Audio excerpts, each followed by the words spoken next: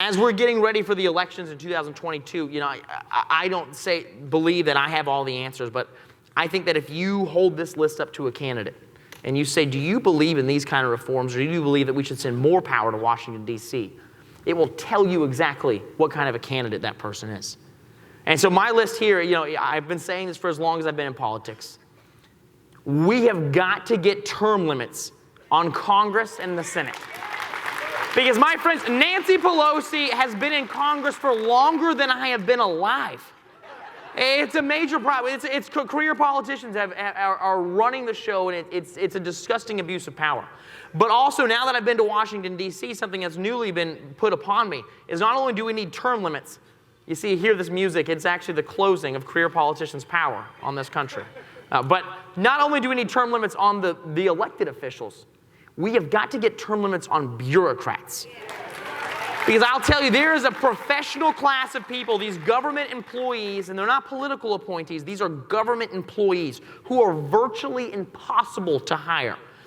We went through a briefing and when we first got to Congress, and they were explaining how, when I raised my hand, asked the question, well, if we believe that, this person who in the post office isn't doing their job and they're not upholding the Constitution or what have you, how can we fire them? What can we do to start cracking down on these people who are wasting our tax dollars? And say, well, once you bring up the idea of wanting to fire them, then you're going to go through a 2-year process where they're going to get to bring up all these points, and they're going to have to go see a therapist to see if anything that happened in their childhood has made them be a defective employee. And they go on and on. It sounded like blue-haired hippies in my district in Asheville trying to determine how you run a business. It was awful.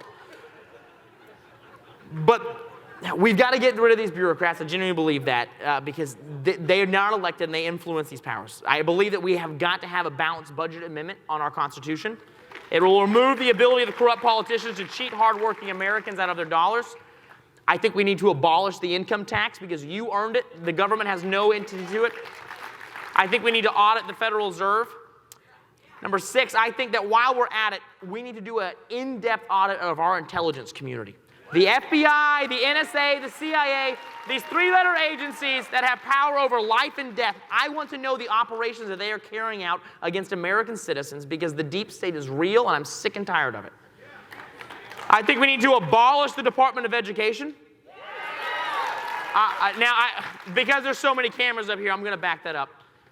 We need to abolish the Department of Education because no Washington, D.C. bureaucrat, no one who wants to push critical race theory, nobody who believes that they should indoctrinate our children at a young age and force politics upon them should be allowed to be in charge of our schools. Send the power back to the parents where it belongs.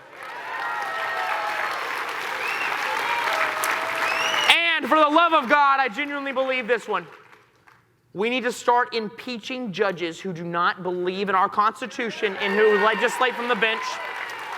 We need to abolish omnibus legislation. Think of the Latin word omni for all-inclusive. It's where they just pack everything in and say, well, if you want to fund the military, you also have to fund Planned Parenthood. They make these impossible decisions that you have to make. And so I believe that we need to have a one bill, one subject mandate in Congress so we know what we're actually voting on. I believe we need to cut our government spending by 1/3. It sounds crazy, but I think we can do it. We should repeal the NFA and enact constitutional carry all across this country because you should not have to get a permit to carry a weapon to defend yourself. Lastly, I genuinely believe that we need to end the welfare state in this country. I do.